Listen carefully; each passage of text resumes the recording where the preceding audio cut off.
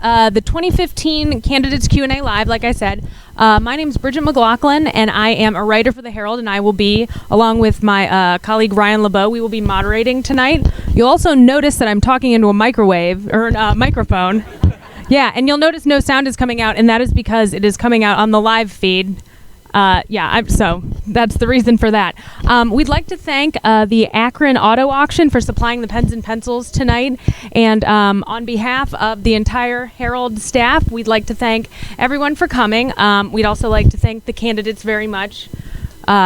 Because, without them it's not possible, of course. And tonight's really just kind of about educating everybody about what, the election, what's going to happen here. We do not want this to become volatile in any way. So when questions are being asked, we just would like, when we take the questions from the audience, keep it brief and fairly general and, as always, respectful.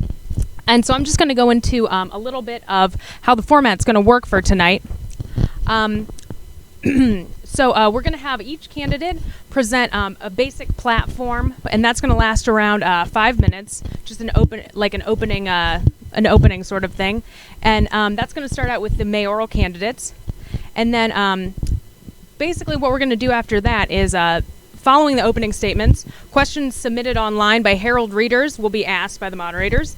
And then each candidate will have 2 minutes with a 10-second grace period to respond to each question. At 2 minutes, I will tap the gavel. So you'll hear this.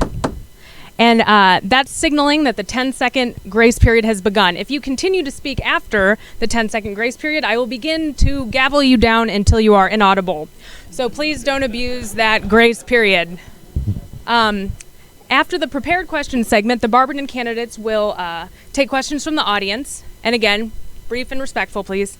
And the online feed. So we have an online feed as well. So if anybody's not here and you're too scared to stand up and have a question and somebody's at home, tell them to submit it on our YouTube site, which is available via our website, barbertonherald.com.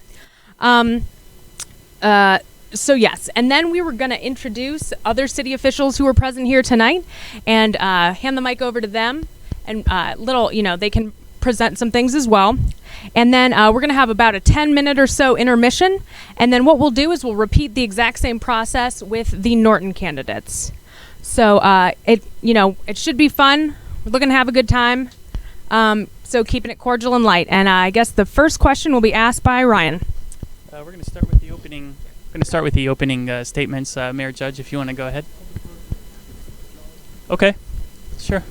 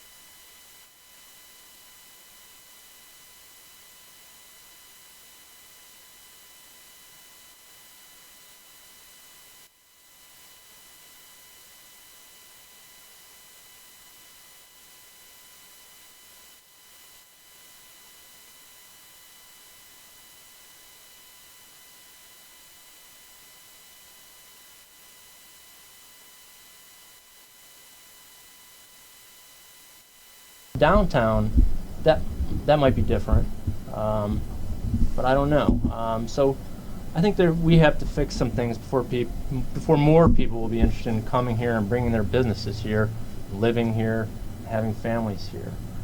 I consider Barberton my adopted hometown, and I think there's lots of good things about Barberton, and but I think just one example of things I'd like to address and get property owners to take care of the Devil Strip, whether it be Worcester Road North or East Tusk Avenue. Property maintenance, the building department. I think there's been a lot of houses demolished the past couple of years, and that's great, but I think we have a lot more that need attention, whether it be just simple property code violations, grass mowing, and property values had been decreasing. I've heard that they're increasing, but the building department's missing 2 full-time inspectors. One is the current service director, who started in that position back in January. So we haven't replaced that position. We also lost another full-time building inspector, and I think that to have property maintenance where we need it, we need a fully staffed department, and perhaps could add more inspectors. Housing court would be something I'd like to have instituted, a specialized docket at the Barberton Municipal Court, and it could be funded with the rental registration fund, for example. And I'd like to see some prosecutor time devoted each week, maybe some magistrate time devoted each week to a specialized docket for housing code violations. And that doesn't mean that we throw the book at everybody who has a minor property maintenance code violation, but we can get their attention, and we can have a conversation about what is going on at their property. And for the people who aren't willing to discuss it or don't want to cooperate, there can be consequences for those people. Animal control is something that I believe we need badly in Barberton. That's another thing I'd like to institute. It could be a part-time animal control officer, someone who's responsible for patrolling Barberton, at least on a part-time basis. Right now, everybody in Barberton and Norton, everybody in the county pays a dog license fee. I think it's $17 or $18 a year. Well, Barberton residents, if your dog gets caught, they'll hold it for longer, I believe, is the service we get. I don't believe we really get much service after that, and I think that we're not getting what we're paying for as far as the dog license fees goes. I believe there's 2 animal control officers that the county has who patrol the entire county. I think that's inadequate, especially considering the license fee that is paid by people.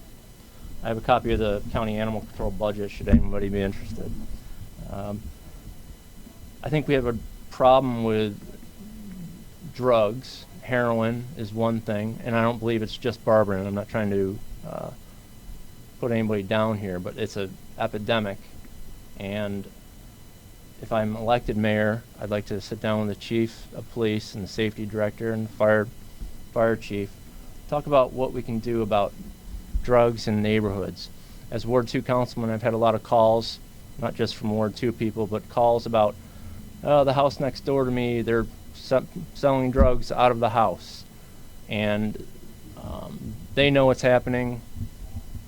It's not, it's obvious in a lot of situations what's going on. And I'd like to talk with the police to see what more we can do about eliminating these situations, because there's people who are wanting to have families, and when there's drug trafficking going on, that's not a good place for your family. And I don't think it's fair to the law-abiding residents that's going on. So that's something I'd like to work on should I be elected. There's a retention pond on Robinson Avenue. I'd like to have that dredged, or at least make it so that it's functioning. There's flooding in that area with rain, and this is something I've been asking about for quite a while. The infrastructure in Barberton, as well as other cities, is aging, and I would like to have a multi-year plan. I would guess, if I'm elected, a 4-year plan to address the major problems, and even in a 4-year plan to repair infrastructure that perhaps hasn't kept up with development in certain areas of the city. Another thing I'd like to do is, there's a vacant lot, Oakdale, where Oakdale Elementary School used to stand. I'd like to have the city purchase that from the schools so that we can preserve that as an open space. And that doesn't mean we need to make it a park, and it doesn't mean we need to have any cost other than mowing it. And I think that's important for that neighborhood. And I think it's important for the integrity of that neighborhood to maintain that open space. And could we make it a park somewhere down the line? I don't know. That would be nice, but I think right now, just securing that property for the city residents who live in that neighborhood in Ward 2, where I live, would be a priority for me. And I think we can do that. And I think the city has the means to mow it when it needs mowed. The city purchased a $25,000 mower recently, and I think having that and other equipment, we can do it. I'd like to have an engineer working for the city as well. Lastly, I'll say that I'd like to get a better garbage collection contract for the residents of Barberton. When City Council granted the mayor authority to enter in a contract with the current service provider, that was presented to City Council as an emergency measure. I believe it was only one reading. If I'm elected mayor, I'm going to make sure that the public has, I would hope, 3 readings, which would be about 5 or 6 weeks, to consider the different options and for City Council to hear what services we would need or that we want. I don't know that the current contract is really working for everyone. This current contract was presented to City Council as an emergency. My understanding at the time, and the implication I got, was that if we didn't pass this, that we may be without service at some point. After we entered the contract, we had meetings for the public. I think that needs to be reversed. I think we need to have meetings for the public in advance of any contract being entered, or bid for that matter. Thank you. Thank you, Mr. Lysenko. Yeah, gentlemen, feel free to move the microphone as you need to. Sorry, we just have the one. Mayor Judge, go ahead. Okay. Well, thank you. First, I'd like to thank all the residents that are here, my fellow colleagues, my administration, my family, and the Barberton Herald for hosting this event. My goal or platform has always been to improve the quality of life for our residents. During the past 3.5 years, my administration has made great strides in our community. We have put together and put in action a comprehensive and cohesive plan that produces tangible and real results for the residents. And this has positively impacted the quality of life for our residents. We've done this by working with residents, with businesses, and with other communities. By expanding our services and addressing our infrastructure needs, during my first term, we are now poised and positioned to grow economically, and that's where we're going in the second term. My vision for the next 4 years builds on the success and specifically addresses the following: building and expanding on our infrastructure in the city, which we've done a great job to date; attracting new businesses to the city; strengthening our neighborhoods and community; and improving the quality of life for our residents. Over the last 3 years, 7 months, and 26 days, we have done a great deal and seen a lot of success within the city of Barberton. And I'm glad that we're having the event here because we are sitting in the epicenter of economic development with the redevelopment of downtown. As you can hear the car show in the background, there's a Change for Change event going on and an open mic night going on at Cave Coffee Bar and Nine Muses Art Gallery. A little bit more, I've been endorsed by the Akron Beacon Journal, the Barberton FOP, and the AFSCME Group, American Federal and State, County, and Municipal Employees. A little bit about myself: born and raised here in the city of Barberton. 1994, graduated of Barberton High School. I have a BS in accounting from Heidelberg College, a master's in arts from the University of Akron, and a master's in business from Ashland University. I'm a 2014 graduate of Leadership Akron. I am married and have 1 child. Getting back to infrastructure, we worked with the residents to pass the Issue 8, which was an income tax increase designated for our street resurfacing. In the past, where we went from $300,000 roughly $1,000 per year for the repaving of our streets, we now have a designated fund for street resurfacing. And in 2014, we did $3 million worth of resurfacing. By the end of this year, we'll have another $3 million done in resurfacing of our infrastructure. By the end of this year, a total of $7.1 million will be done on road resurfacing in the city of Barberton. Flooding and stormwater mitigation has been a very serious topic of my administration, and we have taken that on full goal. We have worked with other communities in creating and working towards a conservancy district. We have created a flood action committee set up of department heads, first responders, and the community.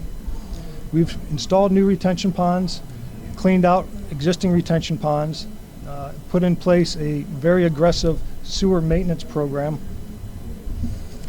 and we helped start a disaster relief fund at the Barberton Community Foundation. And we have ongoing projects, some that are going to be completed this year, some that are going to, because of engineering and the scope of the project, are going to take a little longer. Without strong infrastructure, you're not going to grow your city economically or with new residents. So as I stated before, we are very poised and in a great position to grow economically. But within the last 3.5 years, we have created Barberton's first arts and entertainment district. This includes a coffee bar, Nine Muses Art Gallery, an art center. There's been over $3 million invested in downtown Barberton in the last 3.5 years. And you see some of this going on now with the renovation of the Magical Theater. We helped with developers build a 30,000 square foot building on 16th Street, which is now home to a new company that moved in from Norton. And that brought in 35 to 40 jobs. We helped bring Corporate Electric into town, which is another 35 to 40 jobs. And they are a great partner in the city, very civic-minded, and working with the high school to hopefully bring in some programs for the high school students. By the city working with the Barberton Community Foundation, the Barberton Community Development Corporation, and others, we have helped retain or bring in 200 plus jobs over the last 3.5 years. Some of the issues that have been brought up today are really handled at the administrative or legislative position. And these issues that have been brought up are being handled. They're being addressed. These things cannot be changed overnight. They are, depending on the scope, very complex. And they take a lot of working relationships, a lot of working meetings, and there's a lot of things that go into it. So we have working on an implementation plan to address these problems. We're looking at funding models to help fund those issues, to resolve them. 3 years, 7 months, and 26 days, we have had a lot of success, but there are still challenges out there. I ask for the voters for another term to address some of these issues, but by addressing those issues, we've already built that solid foundation in getting the ball rolling and addressing those issues. So we want to keep that going. We have a lot of plans in the work. 2016 marks the 125th anniversary of the city. We have a lot of things planned for the celebration of that. But with the 125th anniversary of the city, there comes a lot of challenges with infrastructure, grant money, things of that nature. And we are working on all of those, and we've had a lot of success. And we are very excited about where the city is, the position that it's taken, and moving forward, whether it's in our neighborhoods, whether it's with our infrastructure, whether it's with flood mitigation, college or education attainment. We are addressing all the issues that are out there today. If we haven't done it already, we're working on it. If we're not working on it, you can bet that we're planning it. So we're very busy and poised in addressing every issue. 3 years may seem like enough time, but with engineering studies and making sure that when we do a project, we do it right, making best use of the taxpayers' money, we want to make sure that these projects are done, they're done right, and that they're here for many, many years to come. Thank you, Mayor Judge. Okay, I'm going to share the first question we received from a Herald reader, and we'll pose the question to Mayor Judge first. We'll give you 2 minutes to answer, okay. And then we'll also ask it of Mr. Lysenko. What will you do to perpetuate a Christmas walk in Barberton? Not just the lighting of the lights, but a walk involving the merchants, businesses, and churches.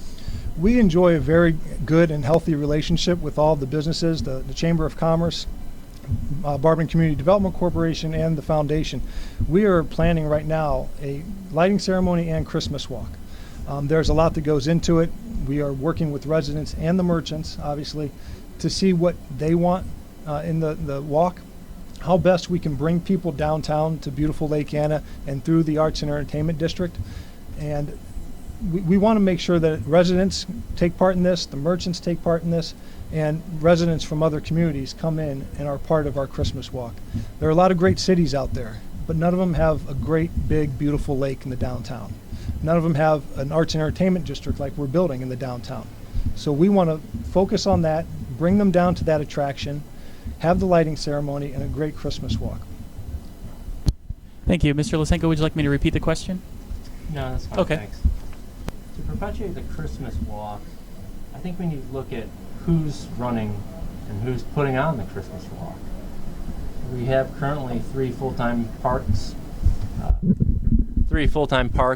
department employees, and that's it. So putting on an event, something like that, I guess I want to make sure I have the right manpower doing it. There was some question as to what NDS, Neighborhood Development Services, was going to be doing and what role they would have. And I think marketing this event is important, and there needs to be money to do that. And I don't know that we can necessarily rely solely upon donations to perpetuate the Christmas walk. So perhaps we need to consider the people who are going to be doing the work and ensure that they're going to be available in future years, and also ensure that the event's going to be marketed properly to ensure that we have the number of people we want coming to our downtown and patronizing our downtown businesses. So I guess I would focus on marketing and having people who are willing to do the work, whether they be city employees or whether they be volunteers, whether they be economic development people who are involved with the city. I guess I want to make sure that there's money for this event in the future and people to run it. So, thank you.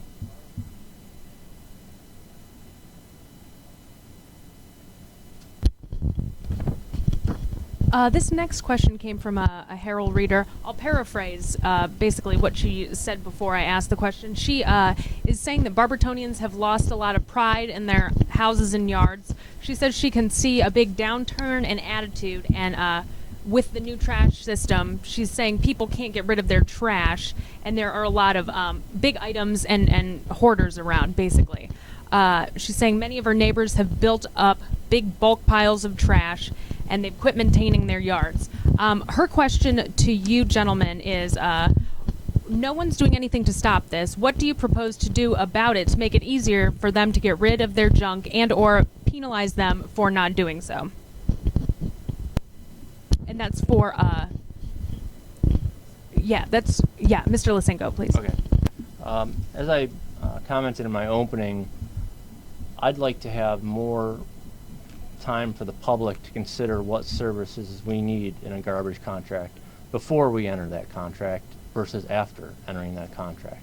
So I think that if we do that, we might have better luck with the situation where, but I will say that the current contract does allow for some bulk, you have to pay extra for some bulk items. I also know that you can dispose of lawn refuse at a local company for free, which I've done a couple occasions. But generally, what I say is we need to enforce the rules that we have as far as property maintenance. And if someone is not following those rules, we need to enforce the code. And this is something that a housing court could consider. This is something that, we have rules about trash on your property. And if these rules aren't being followed, they should be enforced. And again, that doesn't always mean throwing the book at someone. We have a lot of elderly people who, yard work isn't easy for them if they can do it at all. We have a lot of just disabled people. We have a lot of people who don't have money. A housing court doesn't mean we bring these people in and throw them and lock them up. But we start a conversation with these people about what's going on, what can we do to fix it. And, and if we're not enforcing the rules,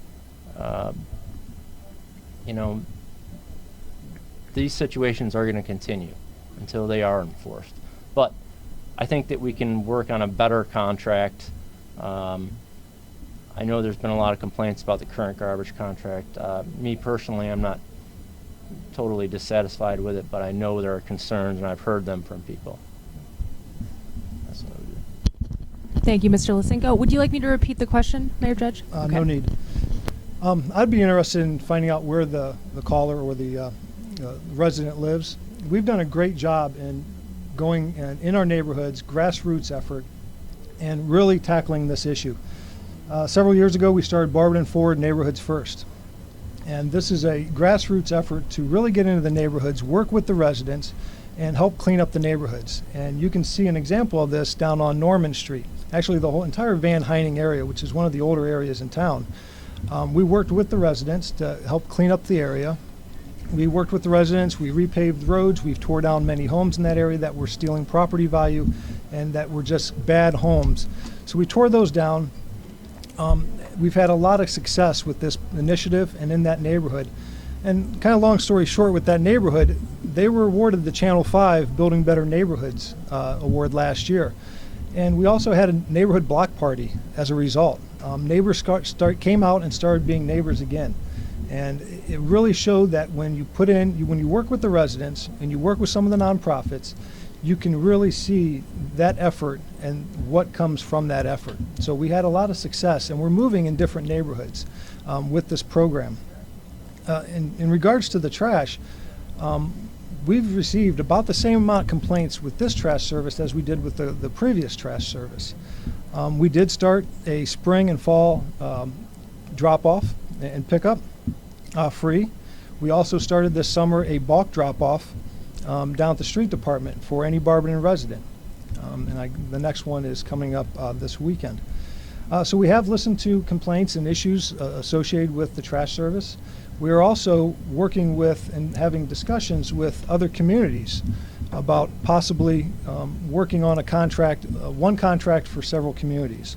So whenever complaints come in, we talk and we listen and make changes. Thank you, Mayor Judge. I'll ask the next question here, and we'll start again with you, Mayor Judge. We have a Herald reader who wrote, "I was born and raised in Barberton, and I'm happy to see our downtown is starting to grow. Unfortunately, many people have no idea of the number of businesses we have downtown. Do you have a plan to promote our downtown, both locally and to surrounding communities? And in conjunction, what is your plan to fill the many empty storefronts downtown?" Well, the number of empty storefronts is really reduced, really going down. We don't have too many stores downtown that are vacant anymore. We're really seeing the Arts and Entertainment District take off, seeing a lot of good publicity, hearing a lot of good things throughout the Summit County community. We are looking to market the Arts and Entertainment District, working with the South Summit Chamber of Commerce, working with the Akron Chamber of Commerce, working with all the merchants, which some of the merchants do not live in Barberton, but they have their business here. And they came here for a reason, because they like the momentum, they like the energy, they like the sense of community and what we're doing in Barberton. So we're working with these groups to help promote and market and advertise what's going on here in Barberton. The Arts and Entertainment District is not done building. We're continuing to grow and strengthen and build the Arts and Entertainment District and to bring in other types of shops. We're getting a lot of interest and feedback from different types of businesses who they want their employees after hours to stay here in Barberton. So whether it's a financial institution or a law firm, accounting service, we're seeing some of those types of businesses that want to move here because there's momentum, there's excitement, and there's energy going on in downtown Barberton. Thank you, Mr. Lysenko. Absolutely. I was born and raised in Barberton, and I'm happy to see our downtown is starting to grow. Unfortunately, many people have no idea of the number of businesses we have downtown. Do you have a plan to promote our downtown both locally and to surrounding communities? And in conjunction, what is your plan to fill the many empty storefronts downtown? Well, as far as vacant storefronts goes, we have the Barberton Community Development Corporation, we have NDS. My plan would be to work with those organizations to increase marketing of downtown, or different ways we can direct people into downtown. And I've seen some of these things recently coming up, but I'd like to do more of that.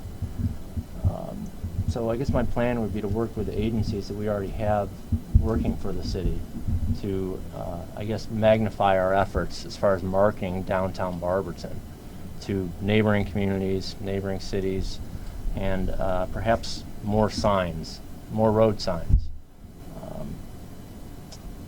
Vacant storefronts, I think, is a more difficult question because we can't force people to come and rent a shop. But,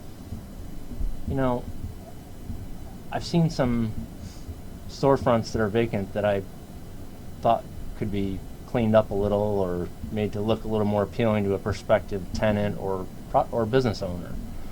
So maybe that's something I would be looking to address is the actual condition of the vacant storefronts and see if we can talk with the property owner about what could be done or what might already need done under our property maintenance code as far as building code violations and those sorts of things.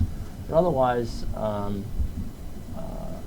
maybe we could put some of these people who own the vacant storefronts in touch with somebody who can help them improve the appearance of their storefront. Because I think I've seen a lot of good things coming in downtown recently myself, but there's still some spots where there's some problems, I would say. Thank you.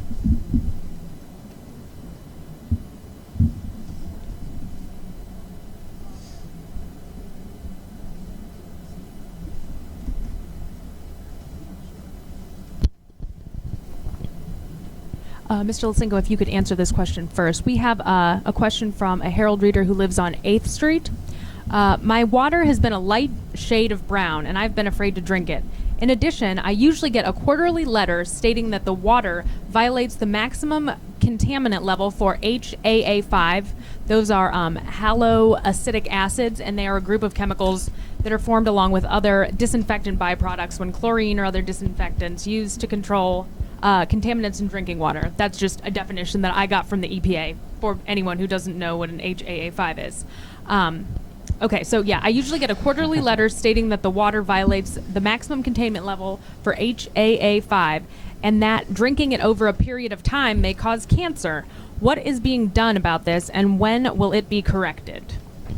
Well, I've listened to our utilities director talk about this topic on a number of occasions, and the city is taking steps to remediate the levels that are a question or an issue for the EPA.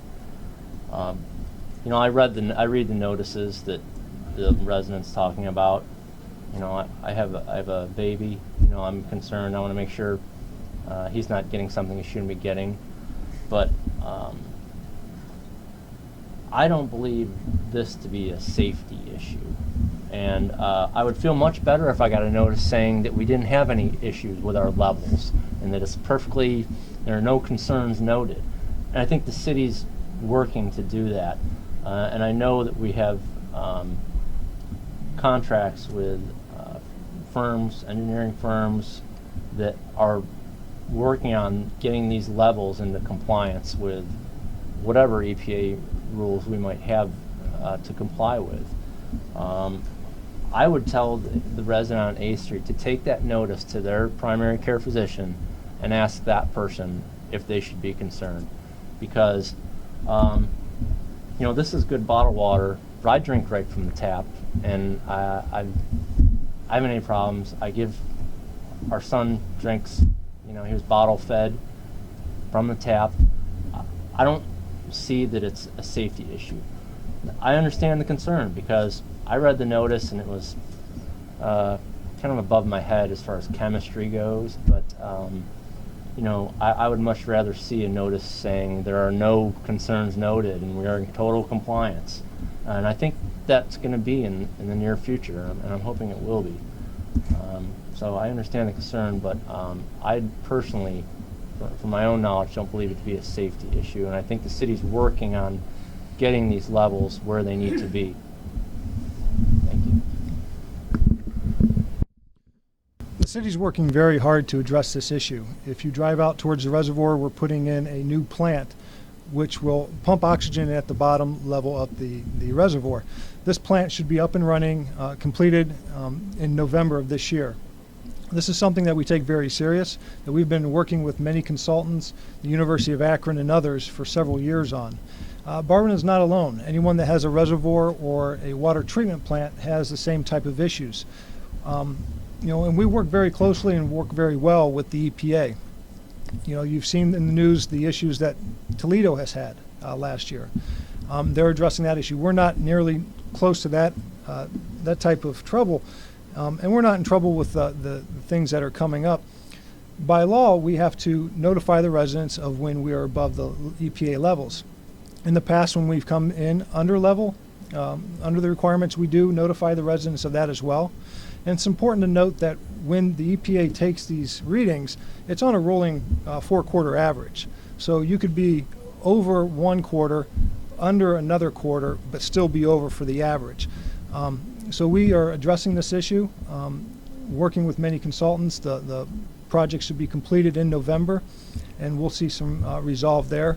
But we're also working with any other issues that may come up, working with the EPA.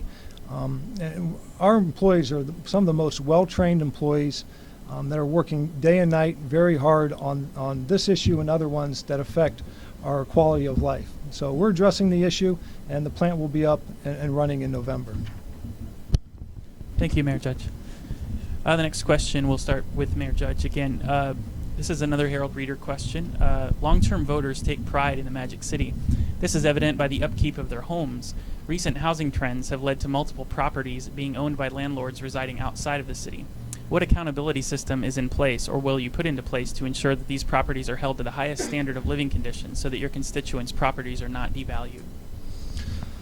We've been working very closely in the building department with the residents, as I mentioned before, in addressing these issues.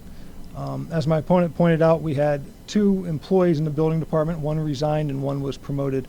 And we've done a lot of interviewing and going out to get new employees. And I really want to build that department. The problem is finding the people that have the correct certifications, ones that can pass background checks. When we hire someone, we want top notch. We want to raise the standard here in the city of Barberton because we're trying to improve the quality of life for residents. So we're addressing these issues. Our code enforcers and inspectors are out in the field every day, making notes, citing citizens, working with landlords, working with the landlord registration fund, and we're trying to provide programs to help the community. We're trying to work with the landlords and the businesses and a lot of the residents that on these issues that affect not only property values, but they affect the quality of life and the neighborhoods. So we've done a very good job. We want to build the department with more code enforcers, more inspectors, and it's just amazing the amount of pride that our employees take in working with the residents. And we've seen a lot of success with the inspectors and the amount of turnaround that they've had in a positive manner with the landlords and with the homes that are out there, whether they're rental or home owner occupied. So we're taking the necessary steps. When you lose, last year we had 7 retirements of department heads, and when you lose all that institutional knowledge, it's hard when they all leave at one time, and then the 2 departures from the building department, it's hard to replace all those in a short manner. So we've been interviewing. We hope to have some hires very soon. Thank you. Mr. Lysenko, would you like me to repeat that question? Sure. Okay. Please. Long-term voters take pride in the Magic City. This is evident by the upkeep of their homes. Recent housing trends have led to multiple properties being owned by landlords residing outside of the city. What accountability system is in place, or will you put into place, to ensure that these properties are held to the highest standard of living conditions so that your constituents' properties are not devalued? Well, first off, I'd just like to say a residential property in the city, I think they should all be held to the same standard that is set by our building code that's applicable. I certainly understand the concern with rental properties and that perhaps it's someone who doesn't live here and doesn't really have a stake in Barberton, so to speak, the way a owner-occupied property in Barberton, somebody who owns that property might have. So to me, it's an issue of enforcement of the rules we already have. I've talked to, since I've been on council, I've talked to a number of property owners who tell me, John, I've paid off my house, I love Barberton, I never want to leave Barberton, but I have this dilapidated mess I'm looking at or next to, and the nuisance issues that come along with those things, and I don't know what to do. And I think the building department has done a good job, and the demolitions we had helped. But there's more to be done, and I think it's an issue of enforcement. Building inspectors, sure, they need certifications. Well, we've been missing one since January, and we probably could have used more even back then. So I think if I'm elected, I want to be ahead of the curve. I wouldn't be opposed to paying for someone to get certifications who's willing to take the job and take pride in their job and I just will say that I think our building department is doing a good job with the means that we have available. I think that perhaps the building inspectors we have could write code citations all day, every day, but there's some major offenders, and I think we need to focus our efforts on those, and and also work with the people who might need help. Thank you. Okay, we're going to have one more question, and then we'll open the floor up to any residents who have a question for the candidates.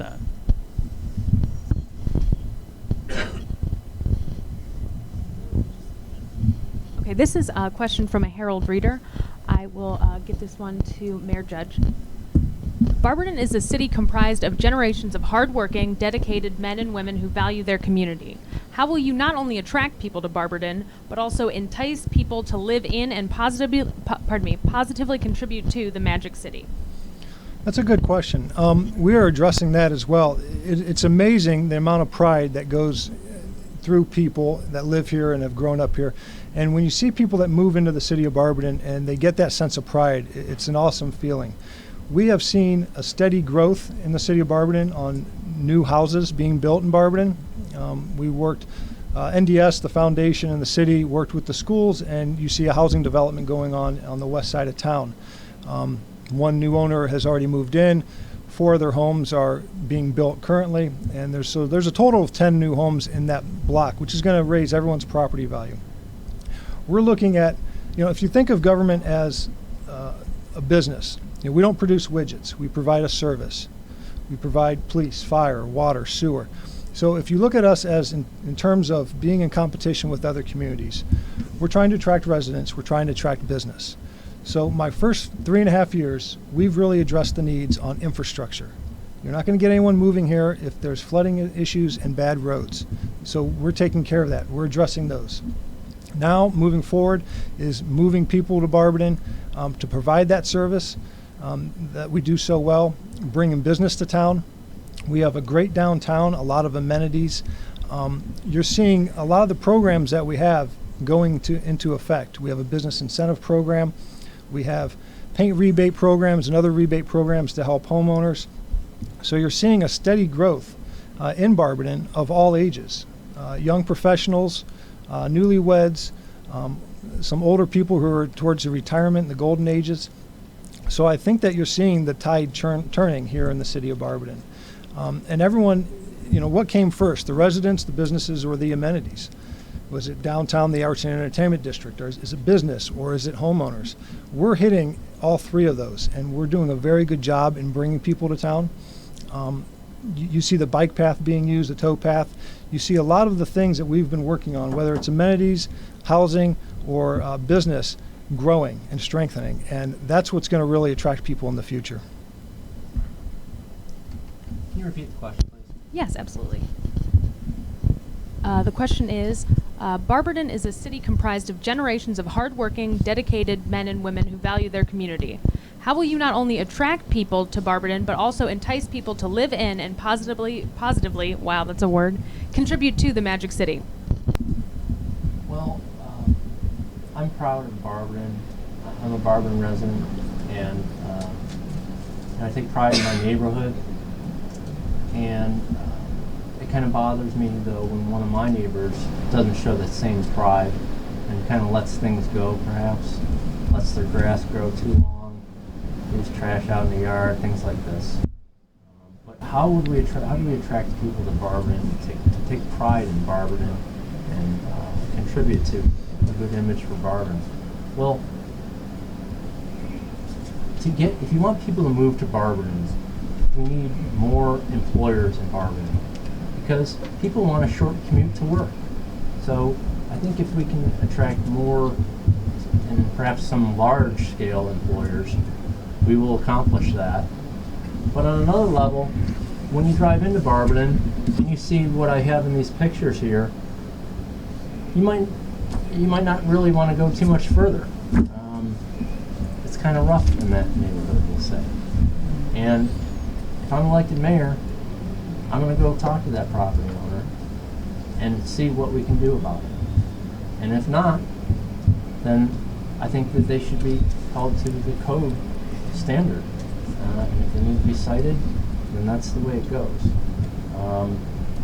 So, I guess as far as attracting people to the city of Barberton, I think it's a matter of keeping the properties we have already in a good condition, and the ones that aren't compliant, starting enforcement or starting discussions with those offenders.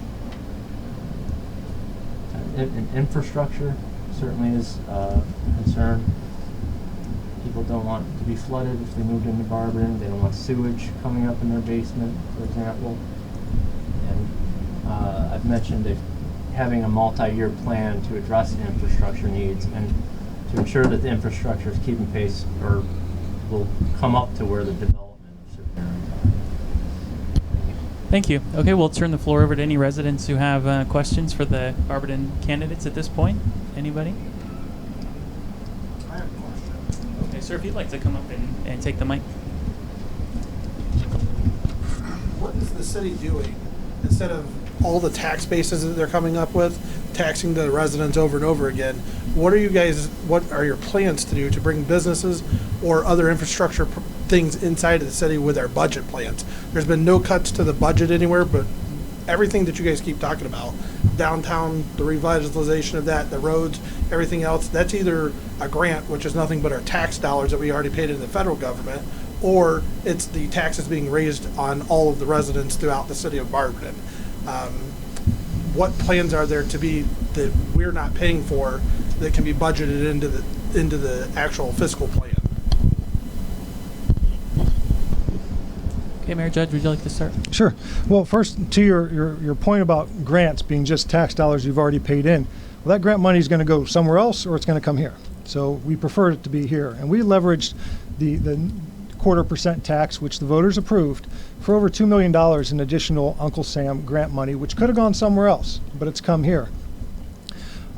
We are looking in an old industrial town. You have a lot of brownfields, dirty sites that you need to come and clean up. No one is allowed to build on them until they are cleaned up. We were very fortunate in receiving a $400,000 EPA grant to clean up these sites and do some assessment work. So that grant comes available this October. So we're working to clean up some industrial sites in town. We've talked to many companies that are interested in coming to Barberton. Whether it's the things that we're doing already because of the momentum and the infrastructure that we're attending to, or it's the highway access, or it's the amenities that we have. We have a lot of vacant land. We work very closely with Norton. We have some jet agreements over there between Norton Avenue and Barber Road that are already in place. So there's some developable land there. Are we able to bring in businesses? We've been working with, whether it's Jumpstart out of Cleveland or the Barberton Community Foundation, BCDC, or any of the major agencies throughout Summit County on attracting new businesses here to town. A lot of these businesses, they will call us up, see what we have to offer, and then go use that in another community. Barberton's going to give us this is what they offer, what can you offer me? So they play a little bit of a game, and so we're playing along with them, and we are trying to attract those jobs that will really benefit the community, those jobs that are going to stay here for a long time. And it's a long process, trying to bring in the right types of jobs, trying to give them or have available some land that is clean that they can build upon or that we can expand on, things of that nature. So we're taking this very seriously, and that's where addressing infrastructure the first 3.5 years will really bring in that tax base. Mr. Lysenko, go ahead. Thank you. I believe the gentleman's question is what revenue sources for the city will support perhaps our plans for the city. And we've had a negotiation with the city of Norton regarding expansion into Norton. If I'm elected mayor, I would seek to have some of that expansion be incorporated into a JET agreement so that some of that revenue raised from that agreement with Norton for the city of Barberton could be put back into our general fund versus back into the utilities funds or enterprise funds as they call them. Our current JET agreement, I believe, gets us about $70,000 a year, but I can't be sure of that amount. So that's one good way we could increase revenue for the city that doesn't come from a grant that's perhaps a grant that's ultimately funded by taxpayers. Other sources of revenue that are recently come before the city that are outside of a grant process or businesses coming to town would be a cell phone tower that's being placed at the Foundation Field. In the works, I believe. I'm not sure what the status of it is.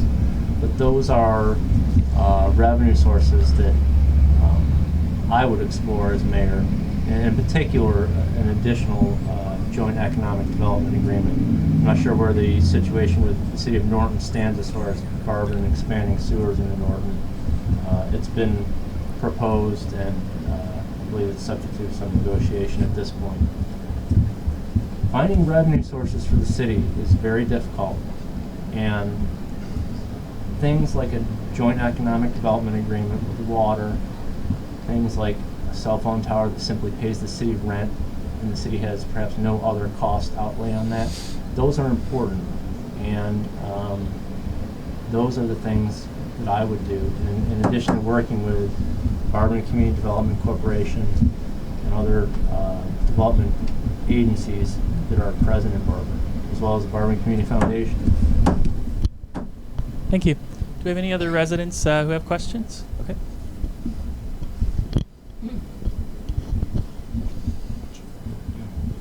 Recently, I believe there was a water main break out on Waltz Drive, and some residents were without water for a couple days because the city workers decided not to come into work, or they could not be compelled to go and address the situation. So I'm just wondering, number one, how that's possible that we didn't have coverage for a water main break, and secondly, if they're city employees, how could they not be compelled to handle a situation like that? Okay, Mayor Judge? Well, that's actually incorrect information. The water main break happened on a Sunday, and it wasn't a couple days. It happened on a Sunday. Call came in about 4:30.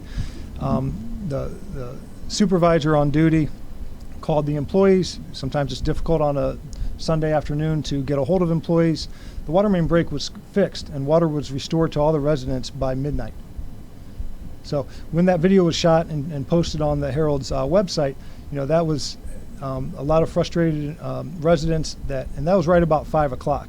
And I don't think at that time that they had received correct information, but the water main break was fixed that evening or that night.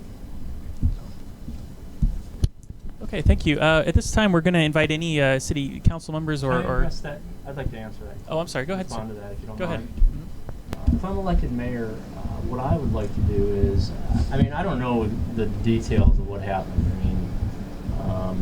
But I imagine someone heard or found that somebody couldn't reach somebody. If I'm elected mayor, I want to have things in place so that I know someone's going to be either on call or available at least by telephone. And I don't know that maybe those things didn't happen or don't happen, but I would like to have assurances as the mayor that if there's a water main break, which can be an emergency and could be in some situations life-threatening, that someone's going to be responding, and that may need to be addressed in a collective bargaining negotiation as well, because that governs a lot of the employees' terms of employment. So if we can't reach somebody, we can't reach somebody, but I would, want to have things in place ahead of time before an emergency situation arises where we just don't have anyone to respond who will be able to fix the problem in a timely manner. Thank you.